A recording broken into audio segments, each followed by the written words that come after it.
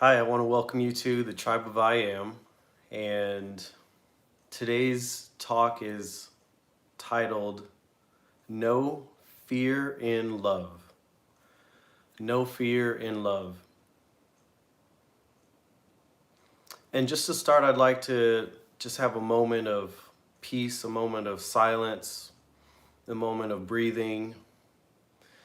And this allows us to center ourselves and just come to a point of concentration where all the distractions that we typically deal with in our day-to-day or the noises that we've encountered today or the typical habits that we find ourselves in on a Sunday afternoon or evening, we can just put all that aside.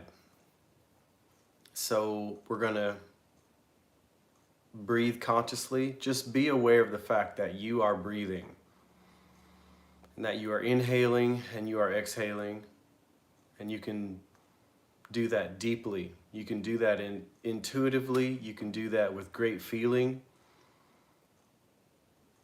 And also taking a moment to realize that you've probably spent a lot of moments today, even yesterday, even the day before, breathing, and most of the time not paying any attention to that fact. Not paying any attention to the fact that you're taking breath and you're releasing breath. And this is a very interesting experience that we have, that something so close to us and something so important for our well-being is not something we have to pay any attention to. That our bodies are hardwired with its own intelligence to do it for us, whether we are aware of it or not, whether we are aware of the breathing process or not, that our body intuitively has that intelligence, that sacred knowing, this divine algorithm, you may call it. Just take a moment to be aware of your breathing.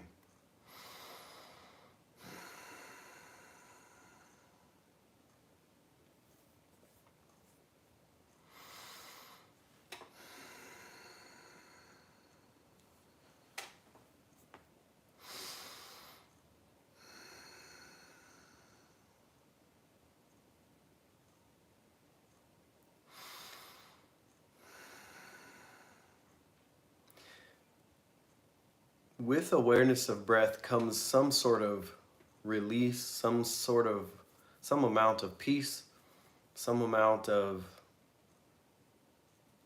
rest, a release of stress. You know, maybe my shoulders have been up near my ears throughout this day. And something about awareness of my breath makes me just relax. It allows me the opportunity to relax. And what if I could operate that way throughout my day with this conscious awareness of my breathing? How close I am to the source of life just by breath itself. That I don't have to walk out my days removed or far from that awareness, that the source of life is with me and I'm breathing it in. But I could live consciously aware of that each and every hour, each and every minute. I could in fact do that. And I believe that if I did that, I would have less stress, I would have less worry, I would have less anxiety, I would have less fear. And so the title of our talk again today is No Fear in Love. So what does love have to do with all of this? If we're saying that by conscious awareness of our breathing, even just for a moment, we perceive and experience peace and relaxation and a decreased amount of stress,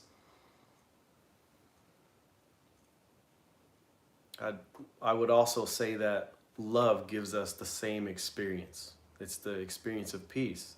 There is no stress when you're feeling or experiencing love.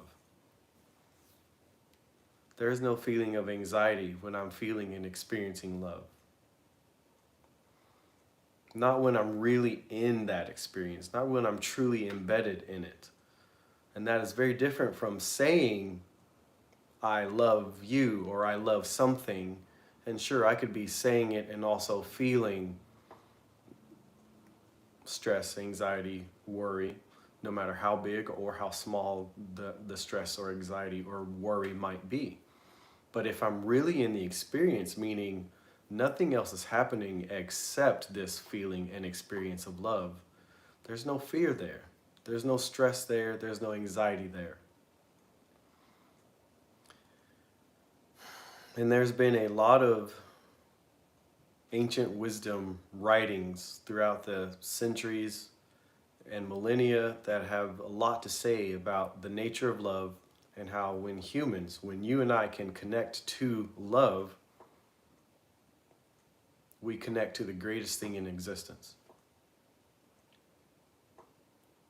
It's the reason why we appreciate driving in the sunshine and overlooking the ocean waters. It's the reason why we would dare to climb a mountain just so we could catch a magnificent view. I'm saying love is the reason that we desire these things.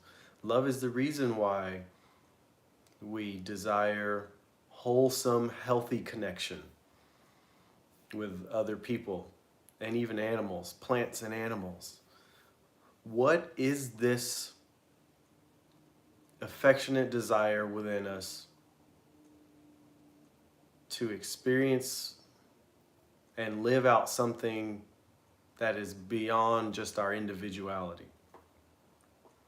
That is love. It is the reason why we can look at a painting and maybe we cry, or maybe we have a great sense of appreciation. It is the reason why when someone's hurting, we literally reach out to them to comfort them. It is the reason why when someone's hurting, we might say, I'm sorry, not because we did anything wrong, but because we have some level of empathy and the ability to understand the pain that the person is experiencing. All of this is contained in this life experience or expression of love. There is no fear in love. So we may ask then, okay, if there's no fear in love, then what is it that makes people or myself sometimes fearful when I'm in a relationship?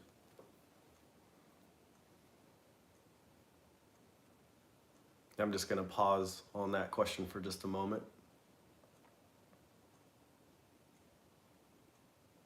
Why would I feel fear when I'm close to certain people who I should just enjoy their presence?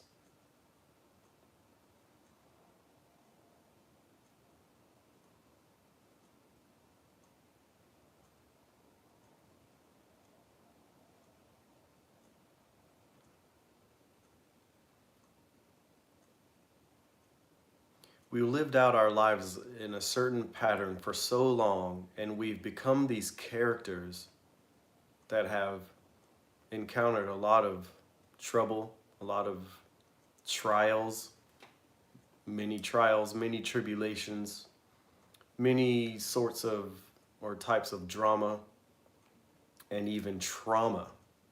Trauma. Trauma, trauma.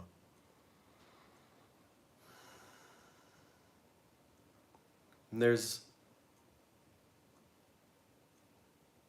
there isn't anything really wrong with troubles and trials and tribulations and drama and trauma, but that when we go through them, we should also know the experience of healing. And this is what we lack. We lack the healing experience. And this is why when I'm perhaps in relationship or I'm getting close to certain people I also have distance, or I suddenly am uncomfortable, or I feel like I should put distance between myself and them, is because I've been wounded in the past, typically by other people. And I say typically, but it's probably the only way it actually happens. I, I don't develop trauma because of relationship to a rock or a plant. I develop trauma in relationship to other human beings. So maybe when things get a little too close, I get a little uncomfortable. And maybe I create distance or I run away. And people can be very accepting and very loving, but that doesn't stop me from feeling the emotions, the fear, the anxiety, the worry. And I'm saying there is no fear in love. That is the truth. There is no fear in love. So how do I get back to love then? If there is no fear in love, how do I get back to love so that I can exist in spaces wherever I might be, free of anxiety, free of worry, free from fear? And terms like healing and recovery are not very fun words, but they are very necessary words on the human journey. That there is no way you or I are born without experiencing at some point trials, tribulations, mistakes, drama, D-R-A-M-A, and trauma, T-R-A-U-M-A. There's no way to avoid that. So then healing or recovery is the next thing that must happen in the experience. But little in our culture, little in our world is telling us how to go about that next process of healing. And this is a lot of what THV, the healing voice, has to offer. It's all of us are damaged on some level, and almost none of us know what healing and recovery is about. Our body knows how to heal itself, right? I have cut my skin many times in many places on my body, and the body knows how to heal. But no one teaches a human how to heal at the level of the soul or the level of the heart.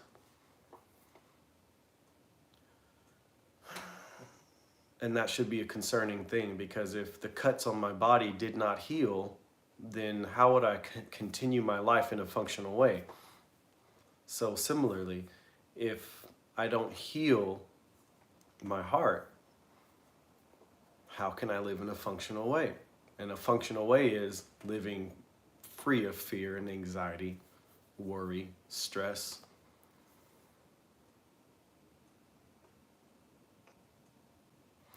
The answer to that question begins with knowing who you are, that you are magnificent, that you are amazingly designed, that with that intelligence that allows you to breathe without you having to pay attention to it, that is a sacred, very magical and beautiful thing. And that sacred, magical, beautiful thing is obviously one with you, and you are one with it.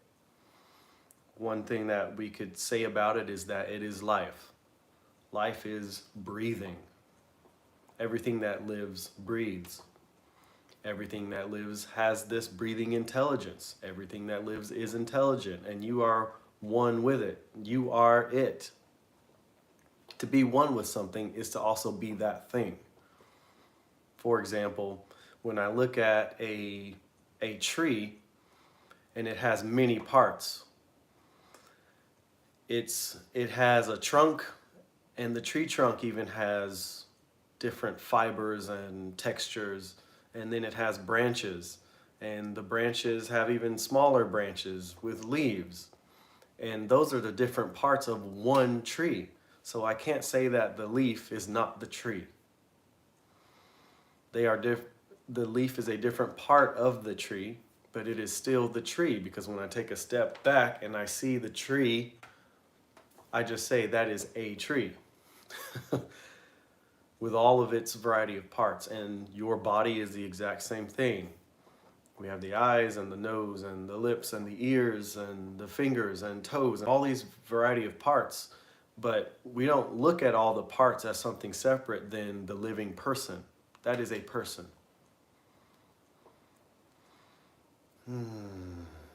So you are one with life.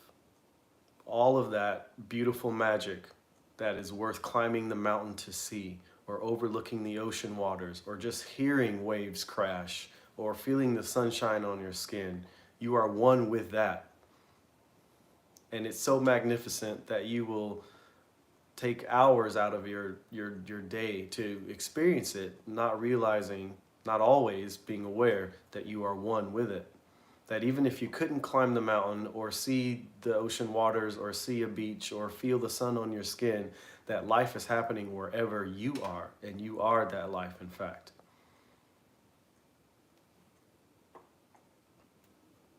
I think someone said that they have a question, and if you want to type out that question, I think it's someone on YouTube on the live feed. I will try to read that.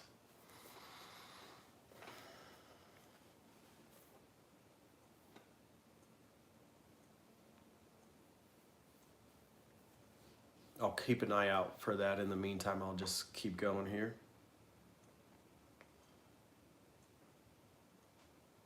There is no fear in love. Perfect love gets rid of all fear.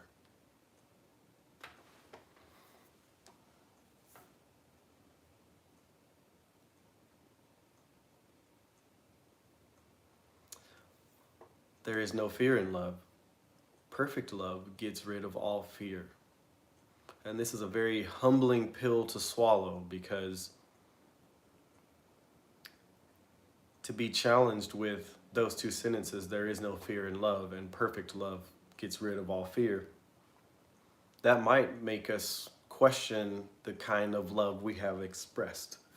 It may make us feel inadequate in our love.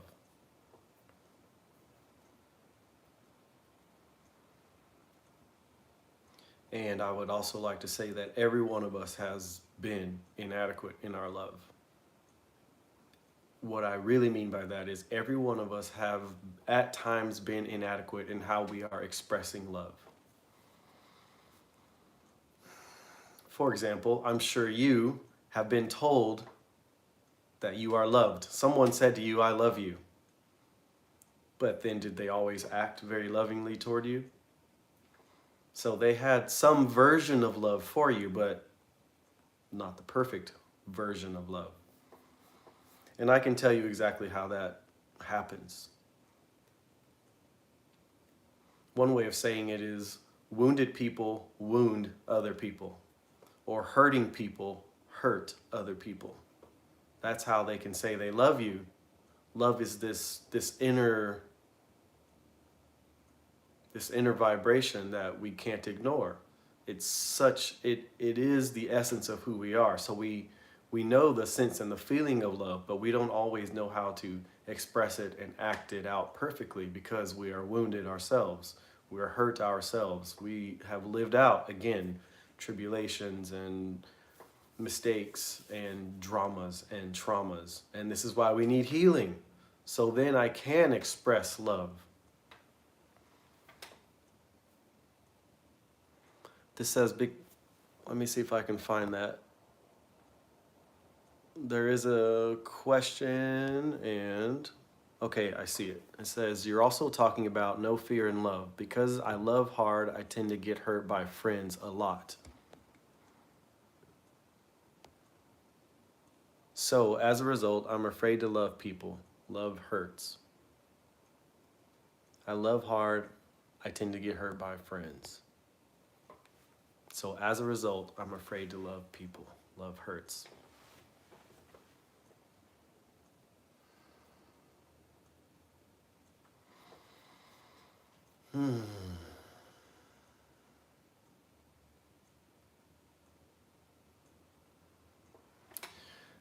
That comment is perfect, because where I was just discussing how hurting people hurt people, or wounded people wound people. And then I think I said that all of us have experienced being hurt by someone who said they loved us. And that the only way for us to move past hurting one another, wounding one another, is to know what healing and recovery is. That means I've been wounded, so I need healing. I need recovery on some level. And finding that for myself so I can be a better lover of the people that I say I love. And I can't expect anyone to love me who hasn't had healing and recovery. That's a really, really difficult issue to take up. What I'm saying is, if the person telling you that they love you is scarred and wounded and dealing with traumas and in the midst of a lot of drama, they cannot accurately love you because they need healing and recovery.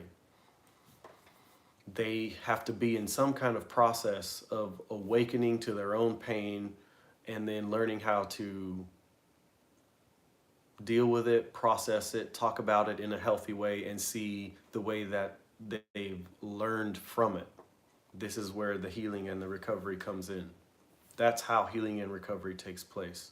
We see it, we deal with it, we process it, we're able to talk about it in a healthy way, which means being able to say, I learned from these experiences that were not great, or these experiences were unfortunate or hurtful.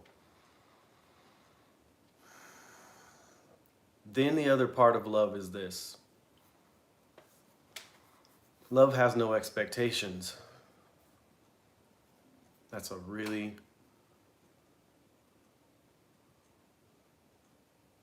very strong truth and very difficult for us to process, because we've been made to believe that love is about what we can give and receive in relationship, meaning, okay, I'll give you this, and that means I should also be able to receive this. And that's more like a contract. That's not love. A contract says, look, let's make an exchange. I'll give you this if you give me that. But that's not love. A contract is not love. Love says, I see you, I appreciate you for who you are, and therefore I will do what I can do for you in a way that is still healthy for myself without any expectations of you. So when we enter into relationships, whatever they might be, they might be friendships, they might be romantic or intimate, learning to release the person, meaning set them free, being able to set the person free is the most loving thing you can do. It's, I'm here, and I'm here, but I'm not here to lock you down. I'm not here to tie you down. I'm not here to make you stay. I'm not here to make you behave a certain way. I'm not here to change you. I'm not here to get you to do things the way I think they should be done. That is setting the person free. That is truly loving the person. Now, the next question is, how many people do you think you can find who can give you that, or can treat you that way, or ever have treated you that way? If you've ever experienced that, you are a blessed person. You are a very, very blessed person. What I'm saying, though, is that few people know how to really love without getting attached, without having expectations, without having needs and wants from you. And this, again, this is not an easy talk, because everything in our world says, but yeah, in relationship, you should have needs, and you should have wants, and you should have expectations, and you should have all of that. But then we wonder why the divorce rate is so high or why so many people cheat. Needs and wants and expectations are very unhealthy things in relationship. They don't really allow the relationship to blossom. Like if I plant a bush or a tree, I want it to blossom. I want it to thrive. I want to give the tree what it needs to grow and to be full. In most cases, there are some cases that are slightly different, but most of the time, I'm not going to put a cage around the tree because I want the tree to stay a certain size. But this is how we kind of act in relationships. We say, I love you, and that means I'm going to put a cage on you because I want you to behave and act a certain way. And the reason why I would want that is because back to my fears, back to my anxieties, back to my past dramas and traumas. If I would deal with those things first, then I would be more ready to look at you as a person and love you for who you are and where you are without any expectation, without trying to lock you down or hold on to you. There's nothing loving about locking onto a person or holding on to them if they were to say, please let me go. If they were to say, this isn't working for me, the typical first instinct is to cling on even harder. But that's not a loving thing to do. If a person wants to be set free and you claim to love them, it is your duty to set them free. This is the nature of love.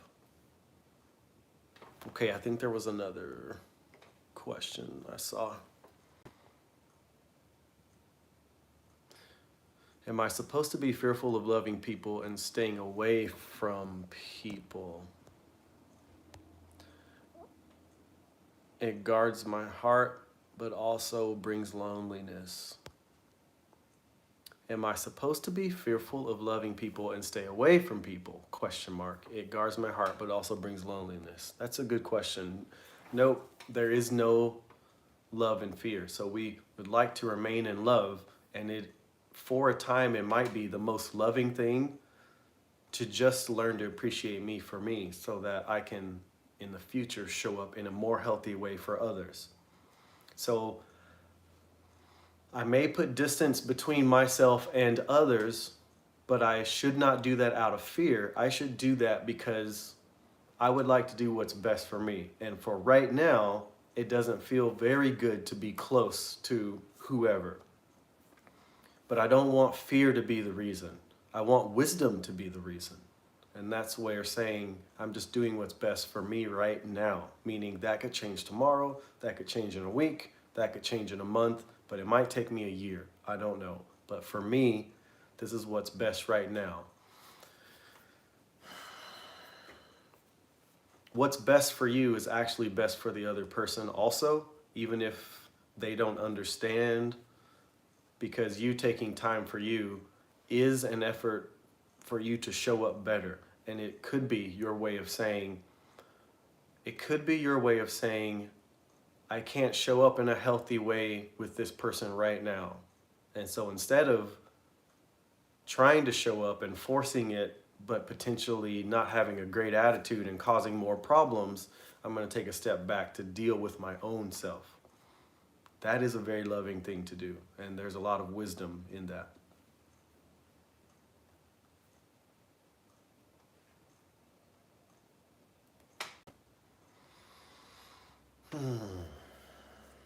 There's no fear in love, and perfect love takes away all fear.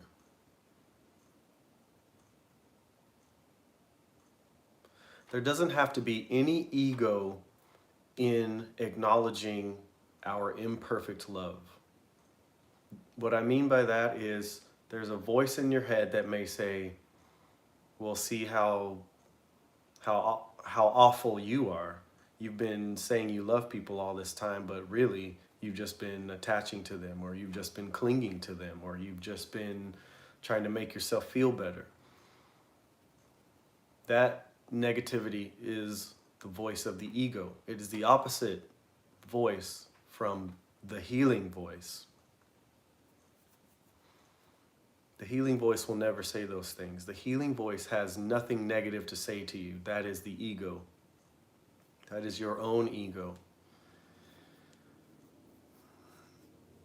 And a sentence I find myself saying often lately is that ego runs the world. And it doesn't take long if you'll listen, actually pay attention to what you're watching on screens, what they're reporting over the news, what the world is finding to be the best or most popular movies and music. There's usually a lot of negativity in them. And the dangerous thing about that is wherever we place our attention is what we begin to experience and create in our lives. So we would like to choose positive thoughts, positive music, positive movies, loving thoughts, loving music, loving movies, loving conversations.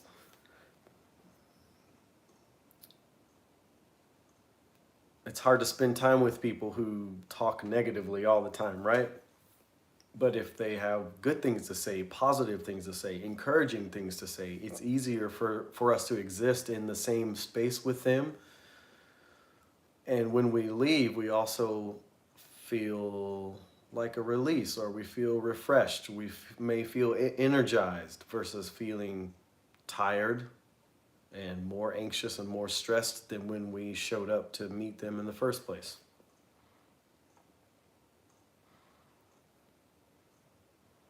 There's one piece of ancient wisdom that says, whatsoever a person sows, that is what that person will reap. And we think that has everything to do with action, and action does have some things to do with it, but what precedes action? What precedes action is thought. Thought leads us to action. So thought is the first piece of sowing. And to sow something, it says, whatever you sow is what you will reap. These are like gardening or farming terms. You sow a seed and then something grows, right? A seed grows into something. So the first piece of sowing, S-O-W-I-N-G, is the way you think. That you live in an intelligent universe, right? We've already talked about life and how beautiful it is and how our bodies breathe intelligently. We live in this intelligent universe, and conscious awareness is the ground of being, or the field of existence. That what I mean when I say that is everything that's happening is happening in this realm, this realm of intelligence is what I mean when I say ground of being or field of existence. I'm saying there's a creative equation at the foundation of life itself. And it is also consciously aware. That's why we can say it is intelligent, consciously aware, conscious awareness. And so this is why thought is the most important thing, because conscious awareness is what allows us the power to think and the power to perceive and the power to interpret, the power to speak and the power to act. So when I say, yeah, sowing and reaping, it's been said to us that that's mostly about the way we act, but that the thought is actually the most important thing. The thought precedes the action. So if I want to really know why my life manifests certain things or has certain results, why do people always treat me this way? Why can't I ever get these things in order? There's something about our thinking that leads to that manifestation, or there's something about our sowing that leads to that type of reaping. And we can really figure that out if we pay attention to it. That's a part of what I do as well in coaching is helping people see these patterns in their lives and then getting to the bottom of why those patterns exist.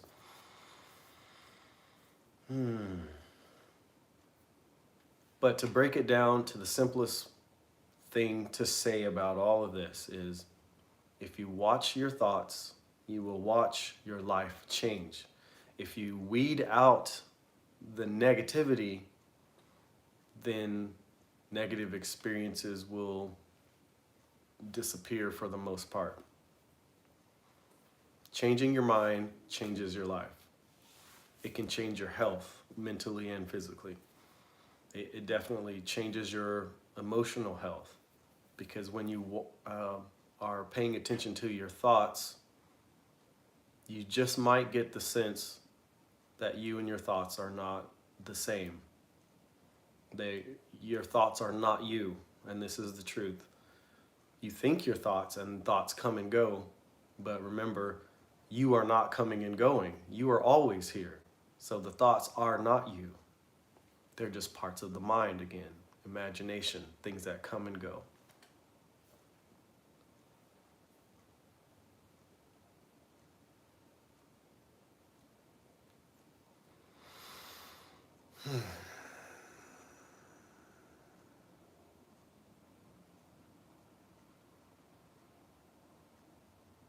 There is no fear in love. Perfect love gets rid of all fear. And the most important thing for me to say to you right now is that love is the essence of what you are. Another way of saying that is, you and love are the same thing. This is why you seek the experience of love. And that experience is all the things we've already talked about. The ocean, the beach, the sunshine, the mountains, good relationships, positive feelings, being valued and valuing others. Those are the most powerful and important parts of you. Love. Love is what you are. But you just happen to be in a human form. You happen to have skin and bone. And so that means you have the ability to perceive other things. And so we talk about stress and worry and anxiety, but no one really wants stress and worry and anxiety. We all want love, because love is what we are. But there's something special about how stress and worry and anxiety tells us what is loving and what is not. So in this life experience, we have to have a little trouble in order to figure out who we are and what we really desire to experience. It's like they say for an alcoholic has to hit rock bottom, or if you're just an addict of some sort, that you have to hit rock bottom to realize that you don't want to do this anymore. So we all, not just they, we all need the trouble. We all need the anxiety and the stress and all the drama and trauma that comes with that to finally wake up and say, enough is enough. This is not who I am. This is not the way I choose to live my life. And that's why a person who has been through a healing process or a recovery process can say, yeah, those were the darkest years of my life, but I learned this through them. Okay, now they have the proof, and we have the proof when we hear them say that. We have the proof that they are healed and they have been through recovery. But most people go through all that drama and trauma and they can't talk about it, and therefore they definitely cannot say, look at what I learned through this. And to be frank, that's not okay. As humans, that is part of your purpose, and it is part of your journey, that you realize how great or how mysterious, I'm at a loss for words. It's important that you realize how important your struggles are to bring you to the next level of who you are. There is no fear in love. Perfect love gets rid of all fear. I like to think that love and fear are opposite spectrums. You have love on one side and fear on the other side. And love kind of covers all the great feelings of peace and rest and joy and encouragement, support, and all these wonderful things. And then underneath fear, you have anxiety and stress and worry and all the negative stuff. Fear is negative, love is positive. So then it should make sense that true positivity gets rid of all negativity. And that when you get into true negativity, there's no positivity there whatsoever. This is like saying there is no fear in love, and perfect love gets rid of all fear.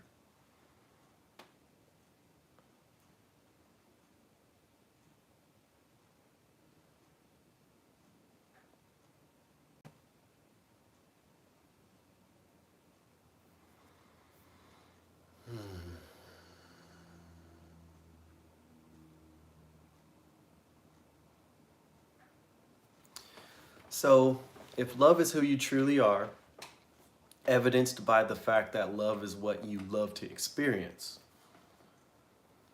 also evidenced by the fact that anything under the umbrella of fear you do not want to experience, then where does fear come from? And I said it earlier, it's a 3-letter word. Fear comes from the ego. Ego is the false you. It's not the real you.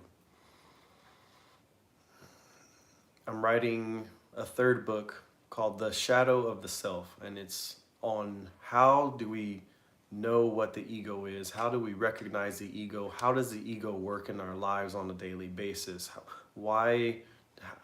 does the ego affect our relationships and our workplace, and how we feel about ourselves and the type of lives we create for ourselves.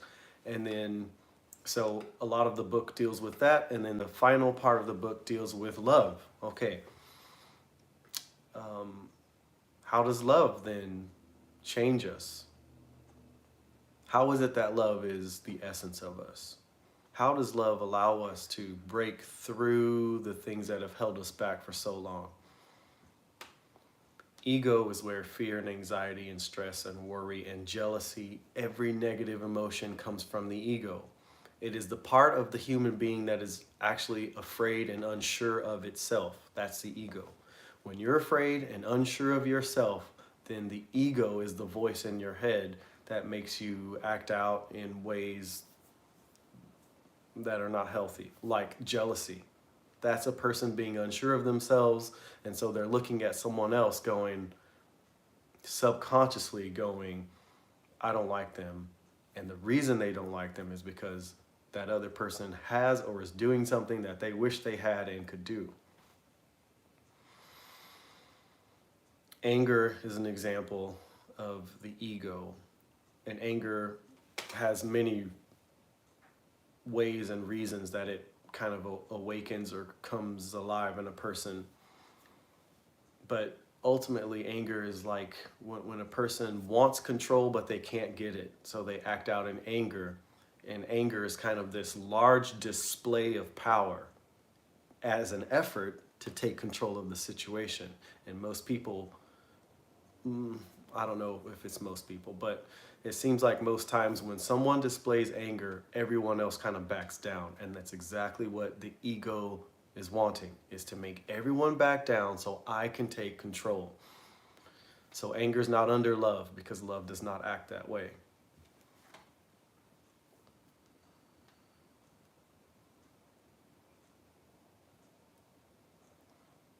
It is okay that as a human being, you have the ego. The ego is part of the human psyche. But it is your job to awaken to the ego. And all you have to do is this: pay attention to every negative thought. And that keeps you in control of the ego instead of the ego being in control of you. Pay attention to every negative thought. That keeps you in control of the ego instead of the ego being in control of you.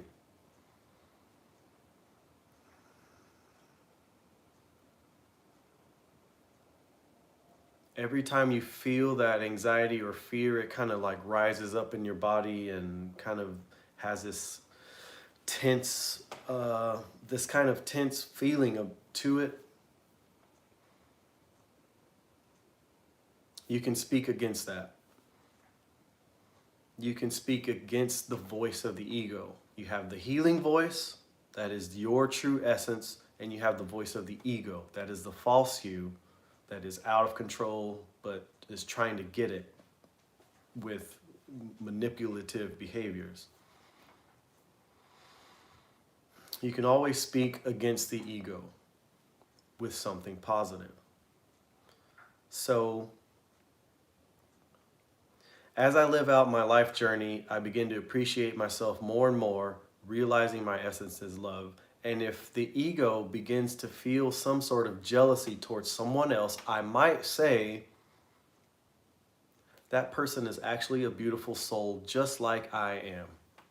That is a way of speaking against the ego. The ego made a suggestion that I should be jealous, but instead I spoke something positive and something very truthful. That person is a beautiful soul just like I am. So now I haven't separated myself from that person. I've brought us together. Just by thinking, right? That's the first thing that matters, is how I'm thinking about the situation. Now my behavior will be different. If I stay in jealousy, there will be physical distance between me and that person. I won't want to talk to them. I won't want them to touch me. That the energy will be, unhealthy.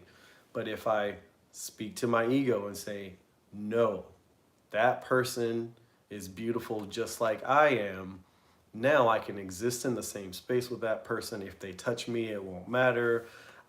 My guard will go down, so I'll probably just have a normal and healthy reaction or response and conversation with that person instead. We're coming to the end of this hour. Are there any other questions about fear and love, which is another way of saying the ego and the true self?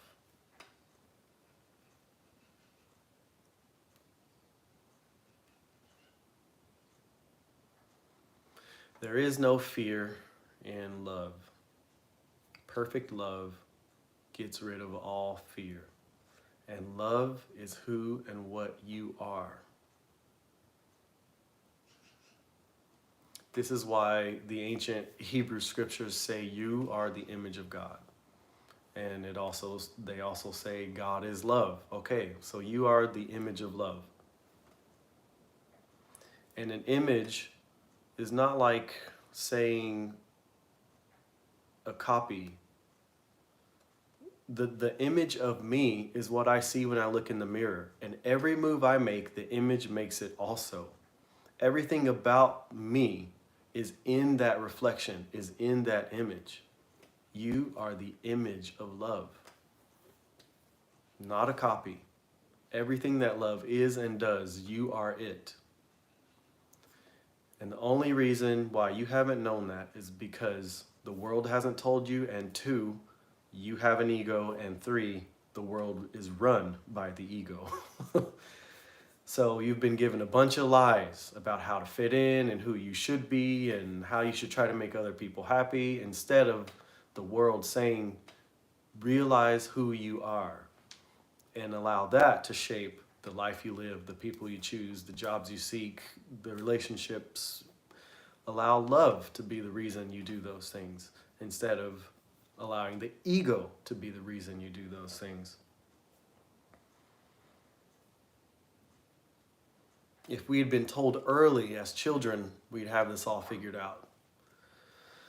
And that's okay that we weren't told, though the ancient wisdom has been written forever. And it's also okay that we have had the ancient wisdom, but few people actually know how to use it appropriately, and it gets used religiously and dogmatically and divisively. And so even the ancient wisdom can go right over our heads and we misunderstand what it's actually about. But that's another reason why THV exists, is to help clarify the truth of who we are and how that is found in the ancient wisdom, and how modern science is confirming the ancient wisdom.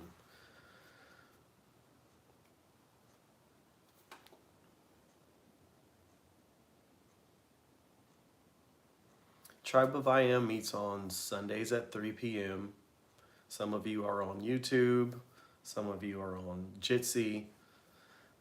Some of you are in this room with me. Some of you will tune in and watch it later on YouTube. I would just like to say thank you for being present. Thank you for having an interest in the Tribe of I Am. It's a way of saying the human family. All of us wake up every day with a sense of I am. I exist. And therefore you belong. You belong here.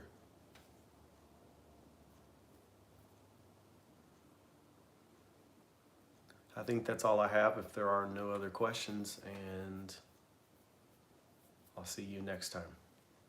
Thanks.